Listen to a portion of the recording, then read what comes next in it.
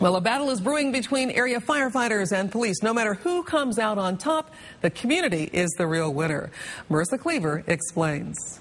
Normally, these two departments fight on the same side, but this week, police and firefighters are competing against each other for a good cause. I try to give at least once a year. Kansas City police officer Rick Cartwright is giving blood at the Community Blood Center. It's part of the annual Battle for Blood competition between area police and firefighters.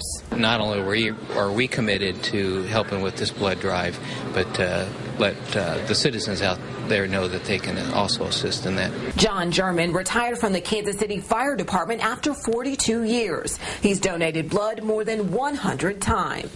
Some people can't donate, so it's really kind of a blessing to be able to do that. It doesn't cost anything, and you're helping somebody out. The public can also give blood and designate which department will get the credit. A spokeswoman for the Community Blood Center says donations are especially needed in the summer months. People go on vacation, they get in more accidents on the lake, there's a greater need for blood, and then when they go on vacation, they aren't donating quite as regularly, so the supply of blood on hand definitely decreases during the summer months. Last year, police walked away with the trophy. I have no doubt the police department will win again. Firefighters are ready for a comeback. Oh, well, I hope we win, yeah. You are invited to continue to be a part of this competition from now until July 6th. You can donate blood at any of the community blood centers here in the metro. In Kansas City, Marissa Cleaver, NBC Action News.